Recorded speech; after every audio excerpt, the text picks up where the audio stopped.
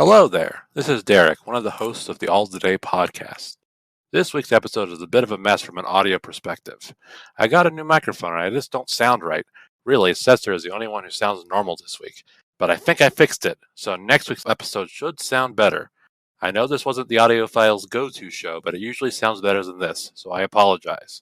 Anyway, that's it. Please enjoy this week's intro theme, Battle vs. Boss, from Xenoblade Chronicles 3.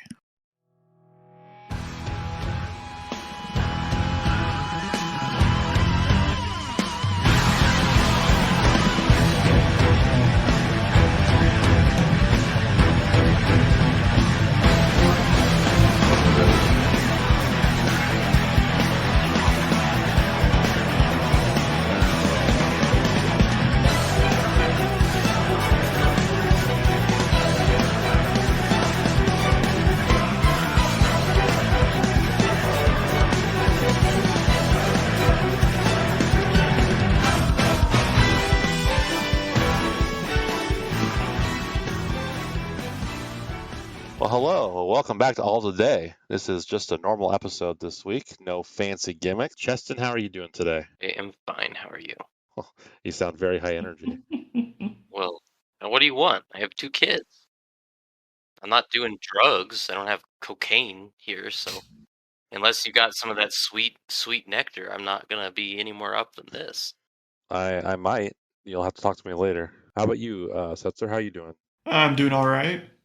Anything exciting in your week off from the podcast? Yeah, I've started moving across town. That's always fun. Did you get a cooling system?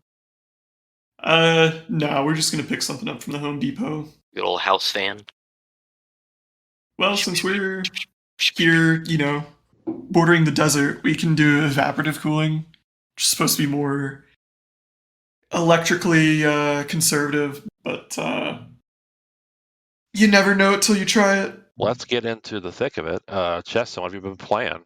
Oh, you're gonna start with me. I have been playing the sequel to the most hot game in the country right now, Castlevania Circle of the Moon. Got a sequel in the year 2002 called Castlevania Harmony of Dissonance. Well, tell me about it. You made it sound over text that it was a little a mixed bag. It is certainly a mixed bag. It's an interesting play because having just finished Circle of the Moon, probably, it was like a month or 2 ago that we were talking about that. We had certain things that came up as complaints of varying degrees of significance. I know you really had a bone to pick with the spell casting system. I did not like it.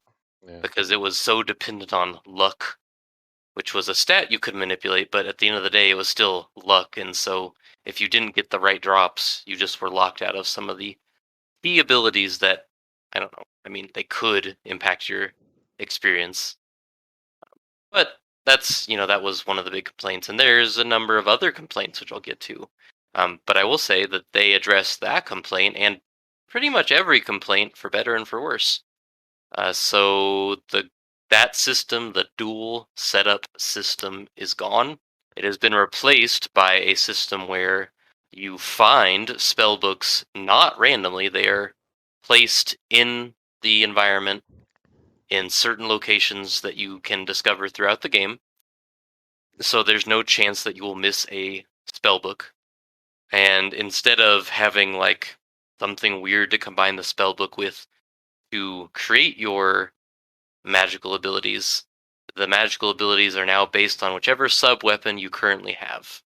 So once you get the spellbooks, say you pick up a knife and you activate your spellbook, your knife will do different things depending on if you're using the fire book or the ice book or the wind book or the bolt book, or I don't have the last book, so I don't know what that one does.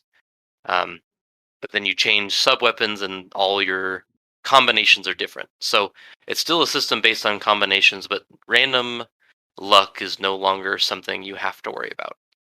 And for that reason, I have mostly just ignored the luck stat, whereas last time I tried to game it as much as I could so that I was maximizing my chance of those sweet, sweet drops. So, Derek, that's a good thing, right? That is a good thing. All good so far, yeah. And the spells are pretty useful. The bosses are less spongy, sometimes a little too easy for my liking. I just walked through a boss not an hour ago because I had a pretty sweet spell combination, and I think I possibly am over leveled based on when I encounter that boss. But I would say no, so far there hasn't really been a single boss that has been especially challenging or even very challenging at all. I think there's only one where I would have died against it, but I used a potion or two to offset the chances that that would happen. Was the potion called a save state? No, it was a potion. Don't save state during boss fights. I will save state to avoid certain stupid things, but not boss fights. That's teasing. And they also give you a little pickup after each boss fight that restores all your health and mana, so you're not left in those crappy situations like Circle of the Moon would, where you're basically beat to a pulp and then you have to run back to a save room, and if you die, then you're just out of luck. That was brutal. I remember that. Yeah. Yeah, so that, another smart change. I would also say that, the other big complaint for Circle of the Moon was that the movement speed was slow, but then if you wanted to make it fast, you had to double tap on the D-pad. So instead of that, you just have one movement speed. It's kind of like between the two speeds from Circle of the Moon. So somewhere between that really fast run and that really slow saunter, somewhere in the middle there. And it was a saunter. It was, and you also have a few different movement abilities. You can use each trigger, L and R, to dash left and right, and including like a back dash you can use to dodge.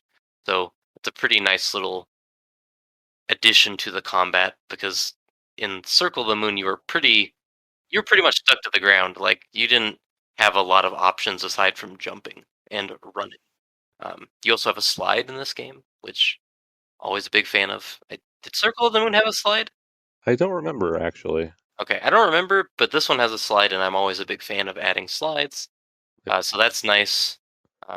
Generally, I would say the combat is much better, and I would say overall the gameplay is much better. So why does everyone hate this more than Circle of the Moon? Well, I'm actually not so sure about that, but I will say that the one thing that is jarring about this game is that it is profoundly ugly to look at. Which is amazing, because Circle of the Moon is quite pretty for a Game Boy Advance game. So the big complaint that we didn't encounter because we played it, emulated in the year 2022, is that Circle of the Moon was a Game Boy Advance launch game. So most people played it on one of those really terrible Game Boy Advance screens, and it was dark.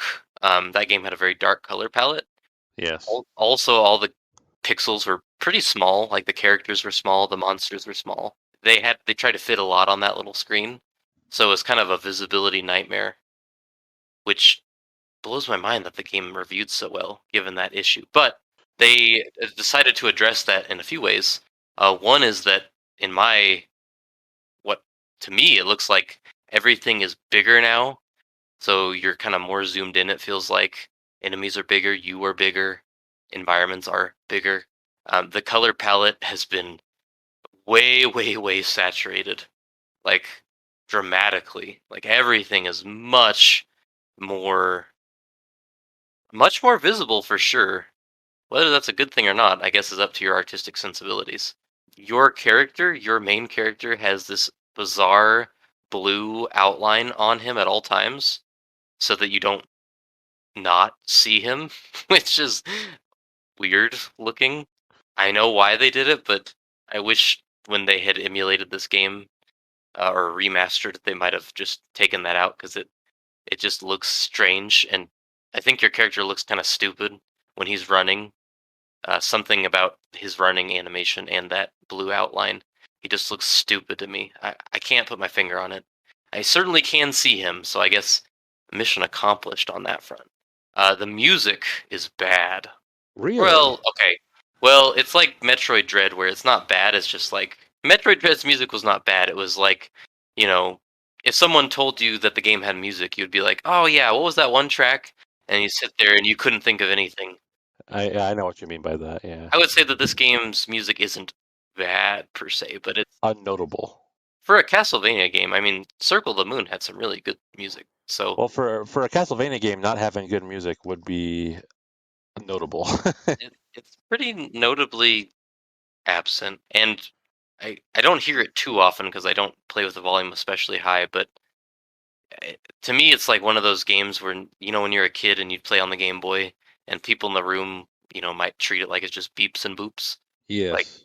kind of uh, gothic beeps and boops. Similarly, I've been playing some Sonic Advance stuff lately, and that is some very beepy boopy soundtrack. Like a lot of times, the Game Boy Advance devs, I don't think cared.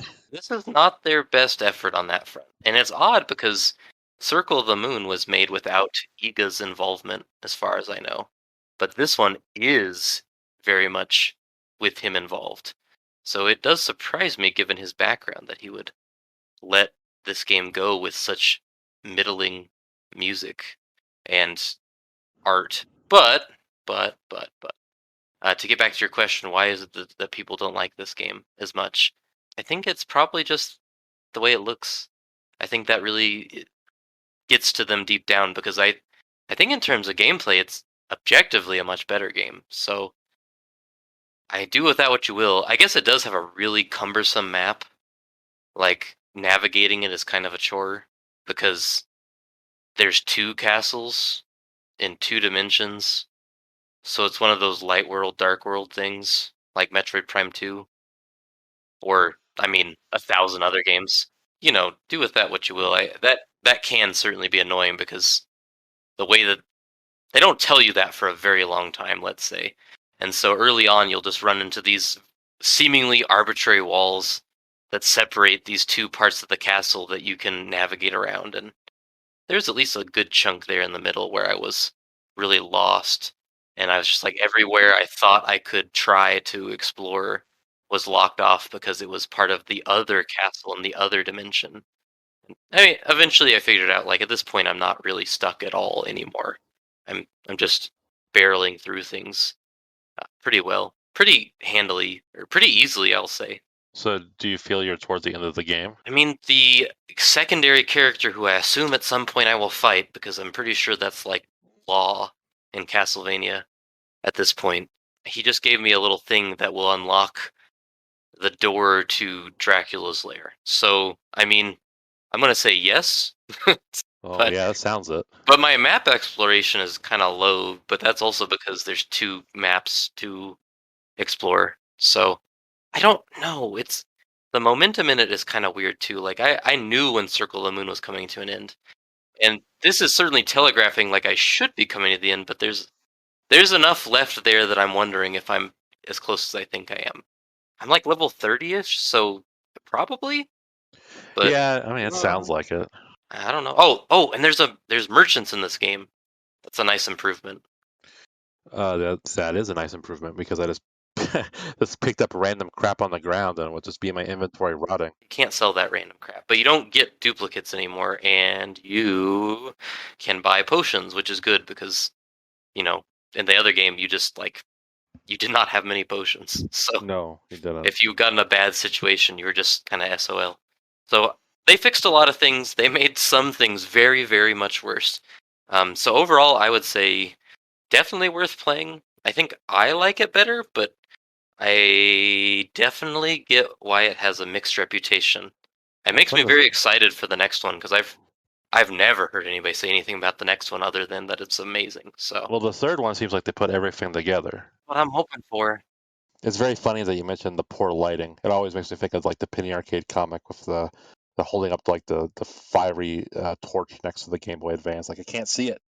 I mean, that game must have been impossible to see. Like I said, I don't know how it reviewed so well, given that.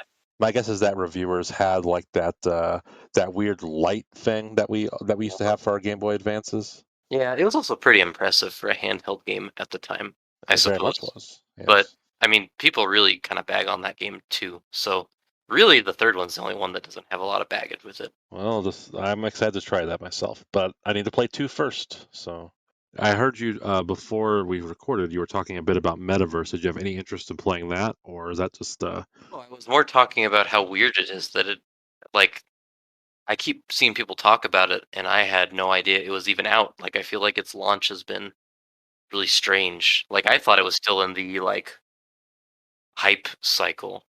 Oh, it's out. It's at Evo, which is meaningless because it was paid for to be there because it just came out. But it's there. So it seems okay. It seems like a competent Smash Brothers clone. I haven't watched anything about it because nothing about the idea appeals to me. Like, it all sounds Well, yeah, I don't have the same fondness for these characters I do for Nintendo characters. I get the impression that it's like a lot lower rent, which makes sense, but I don't know. The thing for me is that, like, I know everyone wants to capture that platform fighter magic, but I do think it's really hard to do what Smash does. Well, you also need to have a roster of characters in video games that are as like recognizable as Nintendo characters. You need someone like Sakurai who's there to make things right. Who will cut the crap. Every other game like this always gives me some weird vibes of, like, I don't know, they seem kind of cheap. Like, well, yeah, slapped together, maybe. Yeah, I guess I'm just not like a platform. I just don't think the genre has that much potential, but maybe that's just me. Well, Cheston, was that all you had been playing? That's really all that's worth talking about. I've played some of the Mario Kart DLC. It's good. Oh, they added new tracks? Yeah, they came out this week. Oh. And they're pretty good. They even have a brand new track, which is sweet. Pretty exciting. And I posted a pretty funny picture, I thought, of playing it online, and there were like there were 3 choices, but literally everyone in the queue but like 2 people chose Mute City. And I thought that was funny because F-Zero's dead. That is funny. Do the tracks look better than the first round of the DLC, where it was kind of like clear they were ports off of Mario Kart Live or whatever it's called? Did you play the first round? I thought they looked fine. I played them with you. You did? Yeah, and I thought yes, I did. We played online once or something. They look good then and they look good now. I mean, they are ports from the mobile game, but they look very good. People who have said the first wave didn't look good have said the second one looks great. So, I mean, I don't think the first wave looked bad at all. I was just playing Choco Mountain the other night, and I thought that looked great, and I think everything else looks great. Yeah, that was my main question. Like, when it's in motion, it's not like I notice those things. I'm focusing on racing. It's good DLC. And I could talk about Mario Strikers, but at this point, it's just I feel like I'm not going to get a chance to talk about it. So I'm just Why? gonna let it. Well, it's just I mean I'm still playing it, but it's I am not playing it enough to really say much about it. I'll save it for Game of the Year. Well, all right, Setzer, what have you been up to? Not much this week. I've been busy moving. I did have some time for a little more Monster Hunter. I'm well on my way to the 100 MR summit, the peak, and I'm going to try to get there before the update. But Do you get a prize for being 100 Mister? That's when you unlock the final monster. So. Oh. Yeah. What's the final monster? I think it's Valstrax. What's Valstrax? He's like a dragon, but instead of wings, he has jet engines. Let me look him up on Google. How do you spell? Okay, all I have is a picture of some tires. Can you spell Valstrax for me? Valstrax. Oh, okay. Oh no, that autocorrected to Valtrex, a medicine. Stupid Google. Oh, yeah, that looks like a final boss. Yeah. It's got some cool wings. Big fan. Okay. So once you beat this boss, are you just are you done with Monster Hunter for a while, or? I don't know. I kind of want to try out some other weapons, see how they've fared in the transition to Rise and the new moves in Sunbreak. But yeah, we'll see. I've kind of been debating what'll be next once Rise has run its course. I was kind of thinking about Fire Emblem 3 Heroes or whatever. 3 houses. Houses. 3 hopes. That's the strategy one, not the action one, right? Yes. No. You want 3 hopes. 3 hopes is the action one. No, it's not. What about wrong. 3 horses? He's drunk. He's drunk. It's so early. Derek, why are you drinking? That's a good question. I got work soon. I shouldn't be drinking it at all. Oh, no, that's even more of a reason to drink. You got a good point there, buddy. Mm-hmm. I think even though you've expressed concern about the character designs, I think Fire Emblem 3 Houses plays so well that you will be into it. It's got a very compelling narrative. Like the gameplay is like top of the line for tactical RPGs. Like there's not much you can go wrong with here, I don't think. Yeah, I'm interested. Do you like anime ladies? Not really. Well, they got anime ladies and anime boys, so whatever your flavor is, you got it. So. We've also got Kirby on the list. Oh, Kirby. Panzer Dragoon Remake.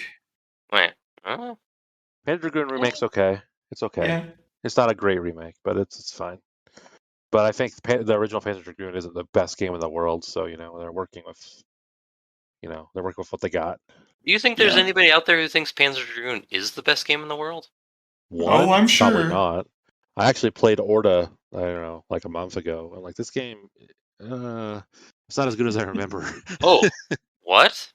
Interesting. Yeah. Welcome to the club, my friend. Yeah, it's a strange club to be in. But Yeah. when I was playing it, I'm like, I don't know, this game's short, but I'm not having a good time. so maybe I need to try again, but it wasn't working for me last time I tried. You have to turn in your Weeb card. You ought to play Kirby with the old wife. I think that'd be a fun multiplayer experience for you. Well, the old wife. What about his new wife? Both of them. What is he, a Mormon? He's in a polycule. It's all good. What the heck is a polycule? Don't worry about it. Was there anything else, Setzer? I have been debating Xenoblade, Xenogears, Xenocringe. Saga. Same difference. No, it's not. It is not the same difference. But you should play Xenoblade 3. I'd recommend to anybody. But if you're wary on it, you could wait for a sale, I guess. But I think you would hate Xenoblade. I don't think you'd like it at all. This is different. It is from this one is not even like one at all. Well, it is like one, so maybe you wouldn't like it. Yeah, there's a lot in one that to me triggers old Setzer whining. Well, it has some things that are annoying, but I think it's such a compelling package that it is worth looking into. But you're right, there are things that would annoy him, so I would wait for a sale, I suppose. Yeah, it's been so long. Live Alive. Live. You get all the stuff I've been playing, so why don't you just... Why don't you just back off, bro? The thing about Live Alive is I don't want to play it if it's going to take 90 hours of grinding. 20 hours? It's like a short game. How much grinding is it though? Very little. Yeah, it doesn't seem very grindy. Yeah, it seems very straightforward. And you got totally separate characters with totally separate progress, so there's not really doesn't seem like there would even be room for grinding. Well, I'll talk about it. I talk about that game. Why don't I just talk about everything else you've been playing? What else have you been playing, Derek? What are you playing on that old Steam Deck? I've been playing Sonic Advance 1 through 3. Oh, he's back to playing Sonic Forces again. He loves it. We can talk about Sonic Advance 1, 2, and 3, because I have a fond memory of 2 of those games. Well, 1's good, 2 sucks. People have told me that, what? Oh, 2 sucks too? See, I've heard people have said that, and that can't be. Well, I know. I loved it as a kid, but replaying it, 1, it invented press right to win. I fell asleep kind of playing the game, and I woke up and I was still making progress, so that's a bad sign. Well, that's dims for you. Yeah, and the boss battles are brutally bad. Aren't those the ones where you're running while you boss? Yes, Advance 3 ditches that. But I think the level design's bad, the music's bad, boss is bad. I loved 2 as a kid. Now 1 is good, right? 1's still good. 1's solid. Just solid? Yeah, well, I would give it a 7 out of 10. Did you finish it as every character? No. That's a 10 out of 10 for Sonic, by the way. Now. Sonic 2 and Sonic 3 and Knuckles are a 10 out of 10 for Sonic. So they're a 7 out of 10 also? What? I'm saying that on the Sonic scale, a 7 out of 10 is like... Oh, well, yes, but I'm saying if you do conversion... See, I teach math, so I understand conversions. So. Well, then Sonic 2 and Sonic 3 and Knuckles would be like a 15 out of 10 by your metrics, I guess. And funnily enough, 0 on the Sonic scale is like Kelvin. You can't go lower than that. And no one knows what Kelvin is, except for nerds. Well, here we are, recording a podcast, talking about Sonic Advance 1, 2, and 3, so I don't know. That's why it sounds like Melvin. Well, I guess we'll just get into what I've been playing since we're talking about all this stuff for Setzer. Yeah, we're already there. So I actually am not going to talk about a lot about Xenoblade Chronicles 3 this week. I want to beat it first before I talk too much about it, but I will be very brief about it. And the week has come out. I've played an obscene amount of it.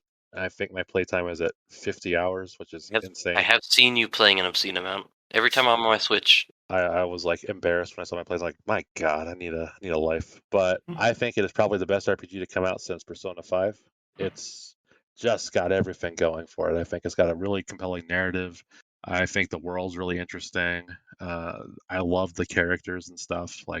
They fixed my big problem with Xenoblade 1, where the side quests aren't worth doing at all. They actually made the side quests interesting and have story attached to them. So they hit all my complaints about Xenoblade. Even like 2 was like, you can't play that game around other people because it's so cringy. You've seen videos, I know, Setzer. This game, I don't feel embarrassed playing around my wife, for instance. Like it's so So are you saying there's less boobs? there are still some boob stuff going on, but it's way less than 2, way less, and none of that anime crap that I mentioned before the podcast where Setzer, where it's like a girl wakes up naked in a bed with a boy and she slaps the boy and it's like, oh, none of that stuff. None of that, thankfully, because I'm at an age where that stuff is more annoying than whimsical. So I want to see if it sticks the landing, because oftentimes with games like these, if it has a bad ending, it ruins the whole pot. But I personally think this will probably be my game of the year, hands down, if it holds steady. Wow. We shall see. And this has been a heavy year, by the way. Elden Ring came out this year, so it's lots of good stuff. But if you like RPGs even a little bit, this is like a must play. But as Cheston mentioned, there are things here that would annoy you, Setzer. Like such as? They dip their feet into our worst mechanics with their odd number stats. The gear is worthless. I don't even look at it. I buy one of each from a vendor, and then I just click auto equip or whatever. And it's an open world game, so you're just collecting if you want to. But I think it's all pretty manageable. But I will get more in depth on that later. Instead, I want to talk about the other thing I played that we missed out on last week, Live Alive, or Live Alive, or however you want to pronounce it. Live Alive. Love a love. I love this game. Well, I mean, yeah. Yeah, it's a great game. It's a great name. This game's layout is basically you're playing through 8 short stories that are vastly different in feel and gameplay and all this stuff. So, like, some scenarios have a lot of combat. Like, there's one that takes place in the Edo period of Japan. There's like 100 enemies, and you can either play it stealthily or you just can kill all sorts of people. Your choice, I guess. There's lots of fighting there. Or in the far future campaign, there is exactly one battle in that 3-hour campaign that is just the final boss. It feels like they're trying to copy the movie Alien or something, but in a SNES game. It's really interesting how they do that. And then there's like, the Wild West one, which is there's no EXP to be gained at all, but there's like storyline encounters, and you've got like a set amount of time to prepare a town for a bandit raid. Just all sorts of different stuff. There's even one that's like a Street Fighter game. You have like a character select screen, and then you go like you choose your fighter, and then you fight them, and then it gives you like an entry quote like a fighting game and an exit quote like a fighting game, but it's just weird. So I really adore that approach, because like if you're bored with one section, you only have to play through it for an hour or two, and then you're on to the next. This is the kind of game that I would have been very, very annoying about if I had played it back in the day. Think about how I am with Earthbound and stuff. This game was fan translated at some point, but I never saw it, so this is my first experience with it. But I think this fits in with like the Super Nintendo classics, the RPGs you know about, like Legends of Mana or Super Mario RPG, or all those like classics you've heard about. It fits right in with those. The only complaint I really have is that I kind of wish it didn't tie all the campaigns together. I feel like an executive at Square or whatever came in while this game was going on. I was like, what the hell are you doing? You can't just have 8 separate miniature stories. You got to tie them together. So Saga game, get out. Yeah, no one wants this. So they tie them all together at the end, and this one is where it's the most traditional RPG like of all, where there is a teeny bit of grinding. It's the longest section of the game. I think it's like 4 hours or so, and is my least favorite part. But it's still not bad, and it's it ties everything together. So if you care about that, it's there. but I think this is certainly worth experiencing. And it's not a full price game either. It's $49.99. So I love 2D HD. What can I say? I think it breathes new life into these games. Cheston, I played the demo. well, yeah, but you've said reservations about this gimmick for Final Fantasy and stuff because of like the intricate backgrounds. But I actually think it would work quite well. My issue is that I don't want all these games to look the same. But this game is gorgeous. I played the demo. It looks very good on my OLED. So. Yeah, it doesn't look anything like the other 2D HD games I've played. So I think it's like any art style. It's what the creator does with it. So Setzer, you express concern. You don't want to like a grindy game. It's only grindy at the very end, but it's a short ride. 20 hours was my final play time, I think. So, and I didn't like go out of my way and do every side quest or anything. It's just a run through. So I think you would enjoy it. I'm open to it. You would at least appreciate what it's going for. You would see like this game came out in 1994 and it was going for all this shit. That's crazy. Like, you would at least appreciate it on that level. Because I was like, holy crap, I can't believe like all these ideas came during this era when people weren't doing stuff like this. It's a very inventive little game. A very unique combat system. It is unique. It takes some getting used to, I would say. Basically, you're moving around the grid, and it is like a mixture of ATB and I don't know, grid-based combat. It's weird. But you played the demo, Cheston. What was that your main takeaway? My main takeaway is that it's beautiful and that the combat was strange. Okay. And nothing more complex than that. I just thought they threw a lot at you up front. Like I played the China chapter, like a little bit of it, very little. You're like a monk of sorts. Like an old man. In that one, you're choosing your protege. Right. You're trying to find an apprentice for your martial arts because you're getting old. Yes. And you're about to die. So when you get into a fight in that chapter, the first time you have so many moves at your disposal. I'm just kind of used to, most RPGs, your first experience of the combat is super basic. But this is throwing a lot at you, which I guess makes sense if you're a martial artist of some reputation. So, right, well, yes, and as your apprentices level up, they learn your moves. It is cool. So, and you get to choose. It's just every story is like a classic trope. I want to play it. It is wishlisted for me. Yes, so you ought to. Sure. I think you both would really appreciate it. But get to it when you can. Don't rush or anything. Unless anyone had any questions about either Xenoblade or Live a Live, I guess that's it for me. Does anybody have sex with their sword in Xenoblade 3? Well, I mean, according to this ending bit, maybe, but not yet. The swords are not sexy ladies in this game, so go. They're growing up. Yeah, they're just swords. So. They're just swords. Somehow it feels empty. It's not the same. Like, imagine if instead of a gun sword, Squall, his sword turned into a lady. There are benefits to that. Zell seems kind of like a sex pervert. I bet he'd be distracted. Swords with benefits? It makes your loadout just a little different, I suppose. Ooh, watch the language here, buddy. This is a family podcast. Yes, all ages. Yeah, my son listens to this every week. I know. He puts on Tayo, puts the podcast on in the background, just goes to town. Oh, what kind of sick freak watches a show and podcast at the same time? That's ridiculous. This is some deviant behavior. By the sounds of it, you've done this before. No, I'd have to send my son to one of those religious conversion camps if he started doing that stuff. Well, I guess then if we're done with that, we can get on to the news.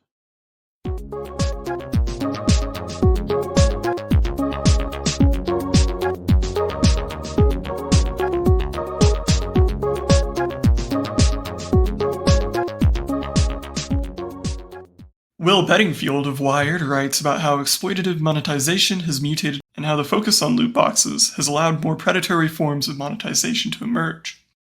One particularly salient quote, "The games built on these systems exploit their players. They aren't art, but propaganda, another way to turn play into work." Have you encountered, quote, game dynamics designed to drive spending, product not meeting expectations, monetization of basic quality of life, predatory advertising, in-game currency, pay to win, or general presence of microtransactions recently?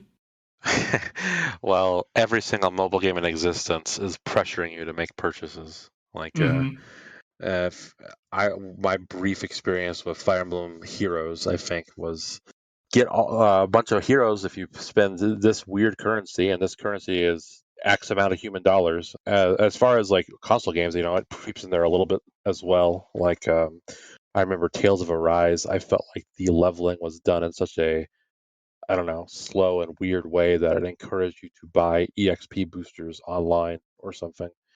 Again, they did sell those, and a lot of RPGs now also sell like level booster packs. Like Disgaea, for instance, you can boost yourself to the level cap if you choose to. Why you would do that? The whole gameplay is based around grinding. I don't know, but you can do that.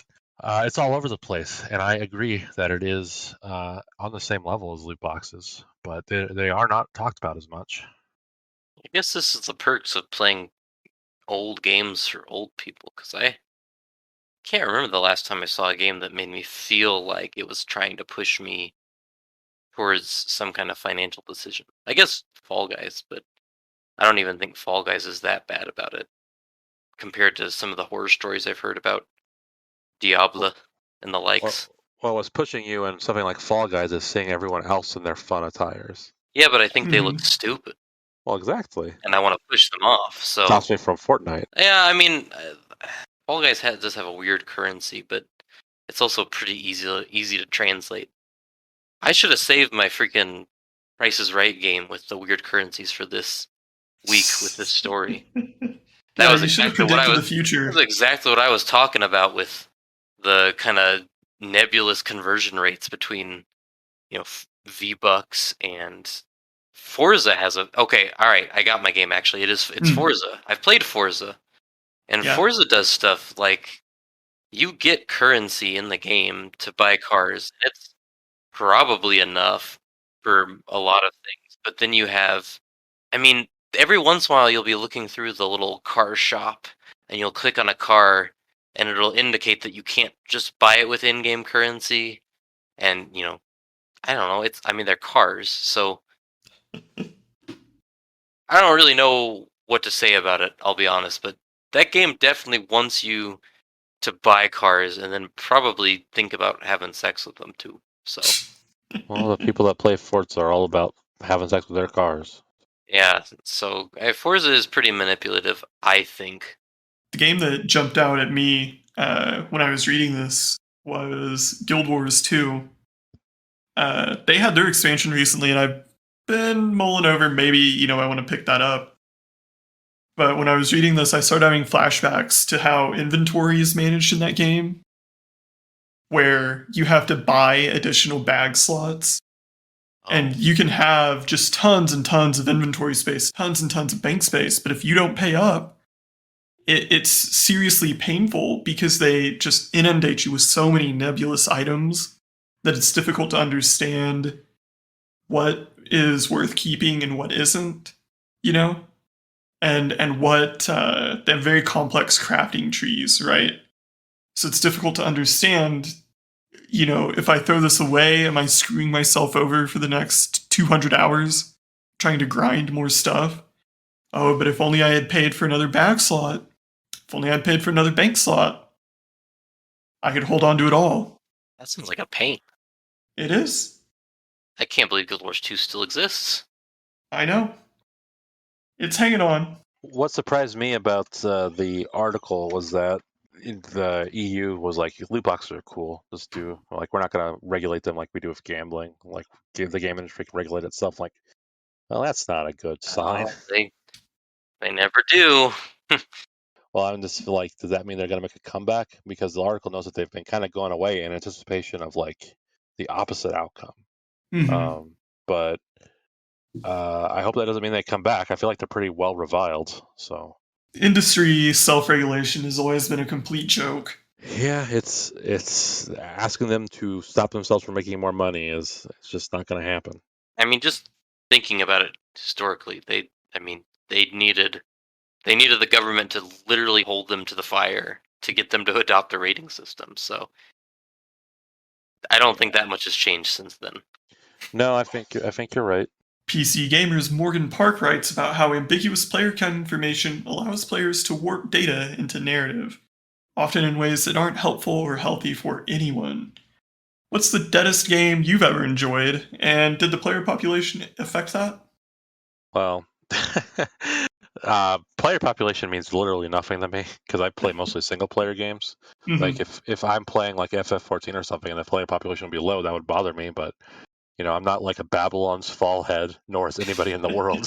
so it doesn't really impact my enjoyment. But I will say, like, I hate when people bring up that crap for single player games because, like, Yeah. you'll occasionally see like a Kotaku article like 90% of Elden Ring players have dropped off since the second month of the game. Or like, well, yeah, they've beaten the game and moved on. Yeah. Like, no shit. So, like, it's not useful for that. For multiplayer games, like, I think the article raises a point like where for non-Steam exclusives, it's kind of pointless. They mentioned Back for Blood specifically, where like Mm-hmm. you're not counting like Xbox and console players in general, which probably do like that game's on Game Pass. That probably compromises like makes up a pretty fair portion of that player base. But I think it is a tool. It is information, and people do with it what they want to, and it's the internet, so people always go the most negative, cynical route they can, and that is to look and make fun of low numbers. And I like making fun of low numbers, so it's just fun for me. But I understand how it's not particularly useful. I have thought of an example where it has affected me negatively. Mm. Okay. Overwatch on consoles, because that Well, game didn't. I don't know if it does now. Did not have crossplay, and so anytime I would go back and play it on Xbox or PlayStation, or I guess anywhere that isn't PC, the queue times were insane. It was like you might wait 10 minutes between matches, and sometimes you only get into one that's already halfway done. So, I mean, that kind of stuff has negatively affected me, but I don't know. I'm mostly in Derek's camp here. I don't play too many games. Like, if nobody else in the world is playing Castlevania Harmony of Distance, well, I guess it sucks to be them. well, what do you think, Setzer? I think the deadest game I've ever played was, of course, MechWarrior Online, Oh yes. and that game's player count, or rather the humbug surrounding the player count, does affect the experience insofar as it's acquired a reputation as a dead game. And I think that, there are definitely people out there who, if they tried this game, they would like it. Conversely, I think that this game is also like one of the jankiest, most underdeveloped games I've played in a long time. And I think maybe if it had more people talking about the actual game as opposed to the fact that there's like maybe 2,000 people playing it, which is more than enough to get a match in the space of like 30 seconds, then maybe that would behoove the developers to actually give a shit and, put some actual thought into this game. What do I know? So the stigma of it being a dead game kind of prevents it from growing at all, and Right. no growth prevents it from being worked on. So I gotcha. I think, the point I'm trying to make is it does get worked on, but it's worked on in a really weird, thoughtless kind of way, kind of arbitrary changes and stuff that don't really make sense. So I think that more players would maybe motivate the developer to pay a little more attention. One thing I would like to note is that I feel like sometimes a smaller community might behoove a game. Like you have like almost like a throwback to the old internet where you got like a bunch of little tiny groups of people playing different stuff. And I could see where like in some very niche scenarios a low player count would be a positive. Mm-hmm. But that's the exception, I would say. Yeah, there is something to be said for games that have more of a niche community that you don't want to be flooded with people that will disrupt the culture, but at least in MechWarrior Online's case, that culture maybe isn't worth preserving. Well, think about all the ass blasting when like Asmongold or whoever that was started streaming FF14 Yep. and like bringing WoW kitties over. Like FF14 players were not happy with that community coming over. Yep. And FF14 before that seemed like a pretty welcoming community, so everyone's got their limits. Remember when Team Fortress 2 went free to play, and you had I the do. schism Oh, yeah. between the free to players and the people who paid $20 or bought the orange box. I made myself part of an elite group that paid money for that game standalone. Eat it, nerds. I had a boxed copy of Team Fortress 2. You did. Man. It's a good game. A boxed PC game. Yeah, well, they still sell those. They do, I know. Walmart still has like its little section of weird deer hunting games. And Well, they sold Cyberpunk at Best Buy when I went to go buy it. They had the PC version of it. And I'm like, why would you sell that? I know there's no disc in there. Same with Fallout 76. Well, that was worse because they didn't even have a disc on the console versions. Yeah, unacceptable, I say. And Cheston, Mr. Physical Game now, he needs that copy. it's only Switch games. Okay. It's only certain Switch games. The rare ones. Well, no, it's the ones that mostly they're published by Nintendo. Oh, okay. So retain in value so you can sell them on eBay in 20 years for a market 20 price. years, man, I'll get the same exact amount of money I paid for them. If I'm lucky. If there was Xenoblade, which I bought for $10 because Walmart, for some reason, sold that for $10 for like a few days, and I got in while the getting was good. You might make a profit. I absolutely would make a profit on that one. I could make a profit right now, but I want to play Xenoblade, so I don't desire to do so. Justin Peters of Stitch Snitches writes about an Oxford study that found video games do not appear to affect mental health regardless of hours played. Instead, the gulf in well-being is between players who play, quote, because they want to, and those who play, quote, because they have to. One Oxford researcher, Professor Andrew K. Przybylski, added, if the gaming platforms care about their players' well-being, they need to empower gamers and scientists to learn about the effects of their products on them, whether good or bad. Have you ever played a game that tried to motivate you in this way? Did it succeed or fail? It depends on how you define success. I guess it succeeded for a little bit. Yeah. But usually I have a pretty low threshold for I'm not having fun with this. I think the last game I played that was like this was actually Animal Crossing. On the Oh, Switch. really? Yeah, I mean, I do like that game, but at some point it was clearly something I was playing because of the daily nature of the game.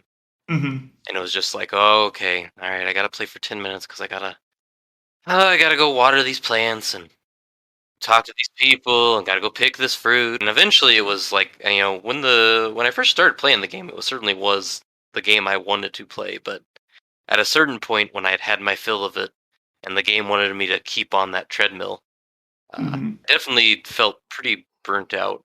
It's funny you mentioned Animal Crossing because that game doesn't get a lot of flack, I feel like, for those tactics, but it is specifically mentioned in this article.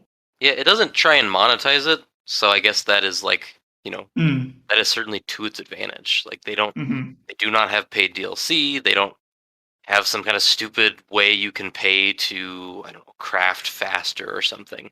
Like you get what you get on that game. It's just that treadmill runs thin for me at a certain point. Yeah. My wife calls doing her daily Animal Crossing her chores. So that's never a good sign. It encourages lots of play, which is fine, but if you're not into it, I could certainly see where it would turn you off, Mm-hmm. But the results of this study is like a no shit sort of thing for me. Like people like watch TV all day, like that doesn't impact their mental state. So why would video games? It's just a different hobby, There's not like a study done on like movie people that are insane and watch like 1,000 movies a year or something. Like that's just their hobby. I don't know. And anytime a hobby becomes a mandatory thing, you enjoy it less. Like that's just how it is.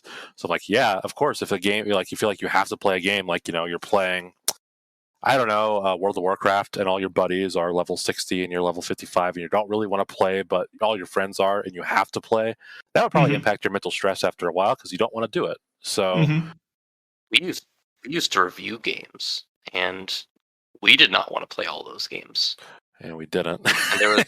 And there was certainly a difference between our time playing, whatever it was that we actually wanted to play, and playing Pipe Mania 2 for the DS.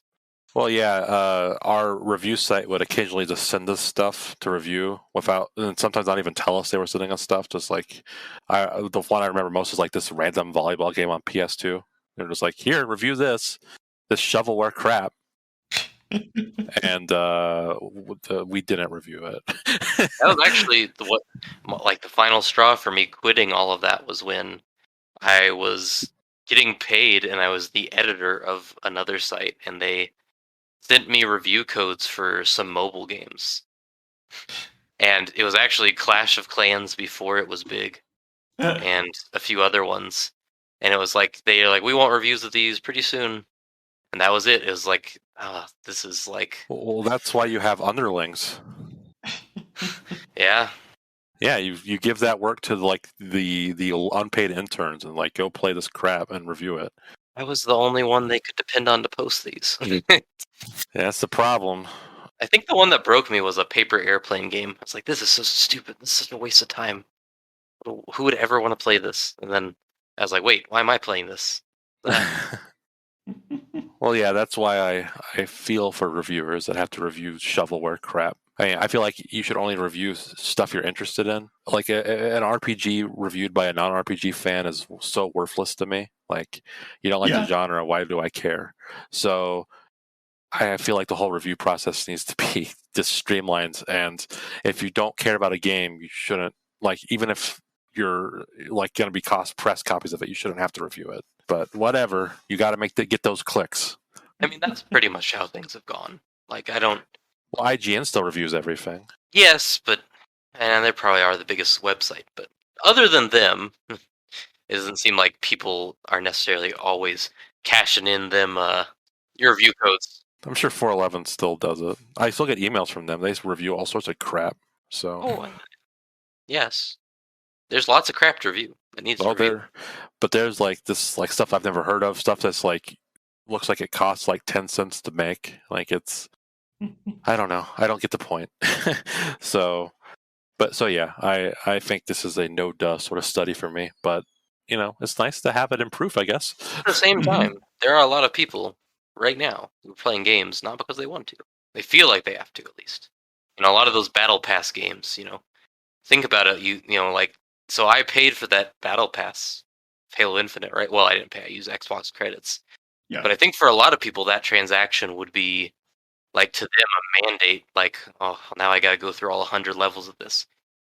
Not everybody's going to be like me and just stop playing the game immediately after buying that Battle Pass. Like a real moron. I would say most wouldn't.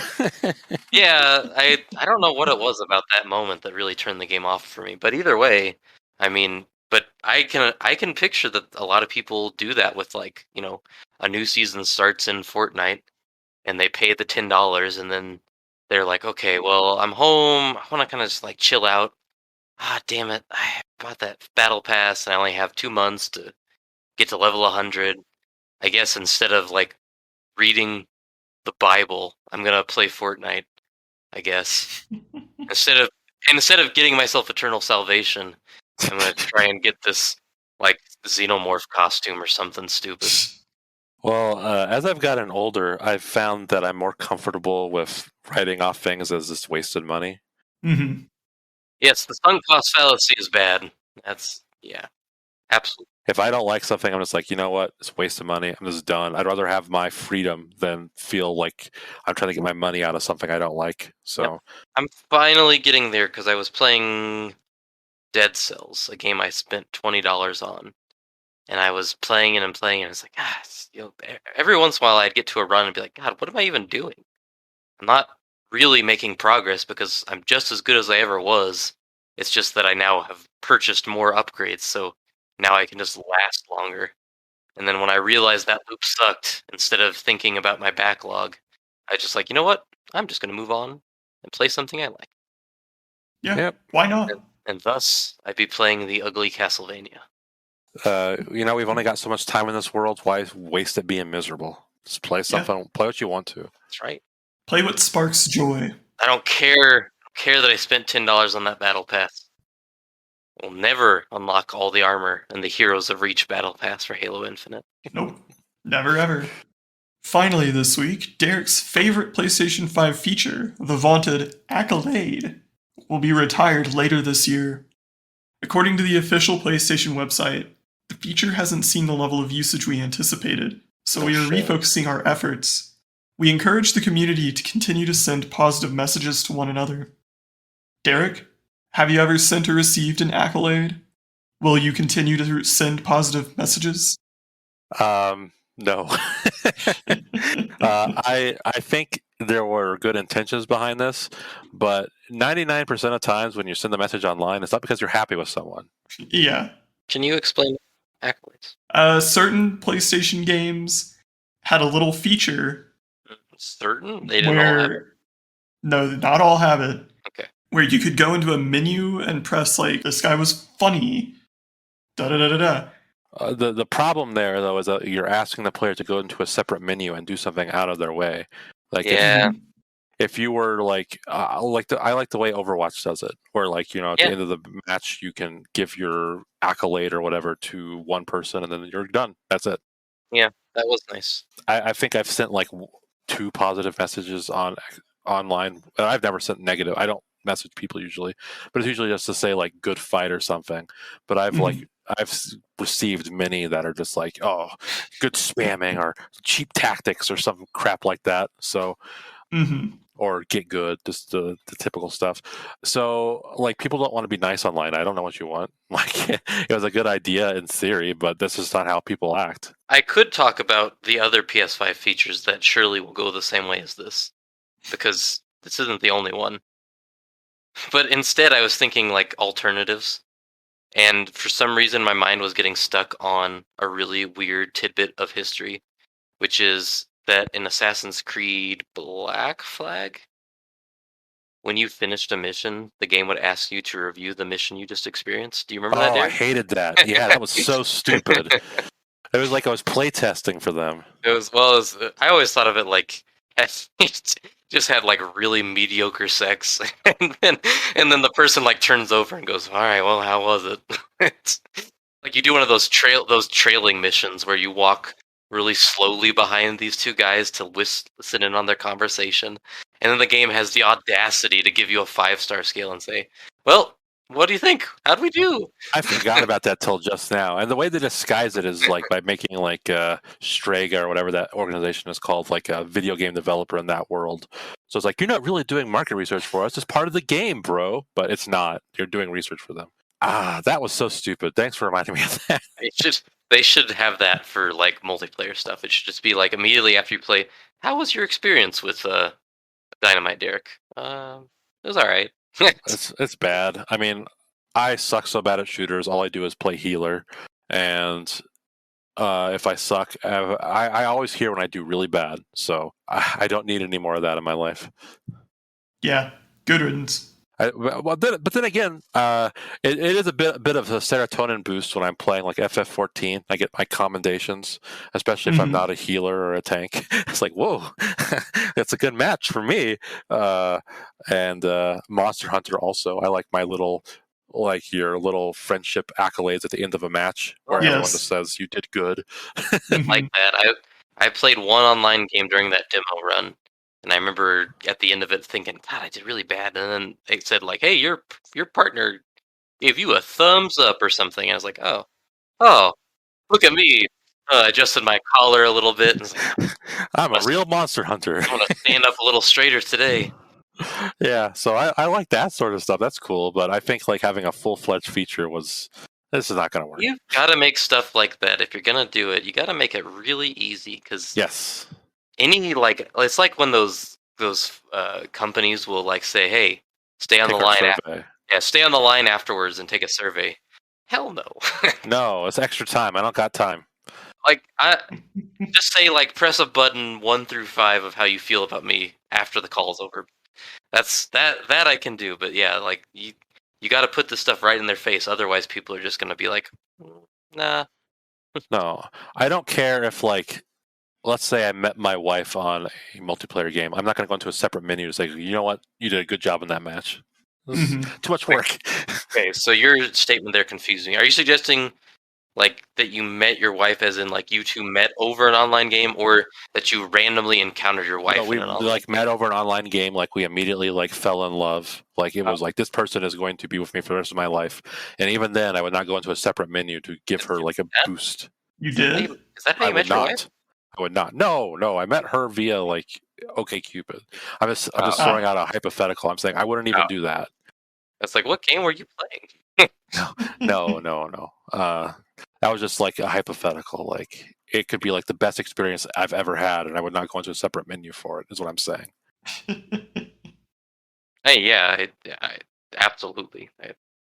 I'm just still stuck thinking about Black Flag now, and just how funny I thought that was. That is very amusing.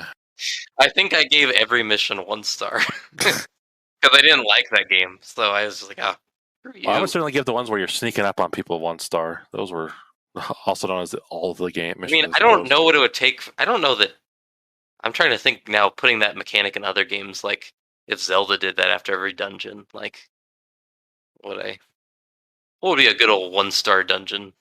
The well. It's fine. The Shadow Temple. No, it's like a 2 star. Oh, the Water Temple in Majora's Mask. Yeah, I would like to see the person who gives those things 5 stars actually in Assassin's Creed. Oh, fuck yeah!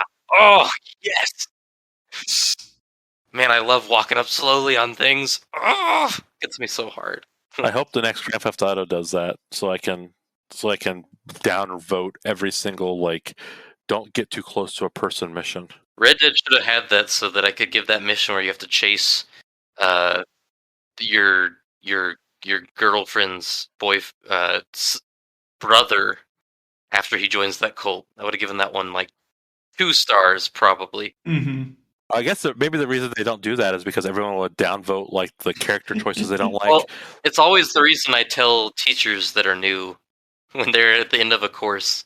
I say, if you're going to give them a form to give you feedback, just don't put anything on there that could really blow back in your face. Like, don't leave an open comment box. Don't leave a thing that says, how do you rate my performance out of 1 through 5? Just don't do it. Because they'll probably be nice, but you're setting yourself up for a bad time. You just don't ever open yourself up to that. So if I were a developer, I certainly would not put a rating system. No. They'd be like, I finished this one. It was like 2 a.m. I'd been crunching for weeks. I had to put in a follow mission. I don't know how else to progress the story. Sorry. Think about all the idiots who would rank like when Arthur dies that mission like 1 star. Like Arthur died. Stupid. I wouldn't even be able to rank that mission. I'd be crying too hard. Well, then, I guess that will do it for us this week. You can reach us on Twitter at alltodaypod or an email, alltodaypodcast@gmail.com. This is Derek. Setzer. And Cheston. We'll see you next time. Goodbye. See ya. Adios.